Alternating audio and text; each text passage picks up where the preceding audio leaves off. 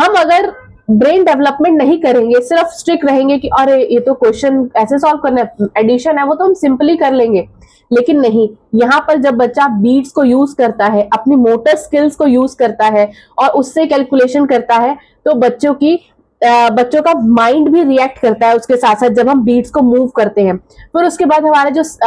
Next levels आते हैं, उसमें बच्चा अपने माइंड में कैलकुलेशन करता है। तो माइंड कैलकुलेशन क्या करती है, बच्चे की ब्रेन डेवलपमेंट में हेल्प करती है। तो ऐसा नहीं है कि ब्रेन डेवलपमेंट सिर्फ मैथ्स के लिए हो रहा है, this is for every field. तो इसीलिए हमें ये सब टेक्निक्स आज की डेट में भी बच्चों को सिखाना बहुत जरूरी है। अगर हम ये नहीं सिखाएंगे तो फिर से वही प्रॉब्लम आ जाएगी हमारे सामने, हम टेक्नोलॉजी पर पूरी तरह से डिपेंड हो जाएंगे और टेक्नोलॉजी हमें एक्वायर कर लेगी, और फिर आपको पता ही है, फिर हम मशीनों वाले, हम रोबोट बन जाएंगे, जैसा मशीन हमें बोलेगी और वैसा हम करेंगे। मैं यहाँ पर ये नहीं कह रही हूँ कि आपको टेक्नोलॉजी नहीं यूज करनी है, टेक्नोलॉजी भी यूज करनी है हमें, बट साथ ही साथ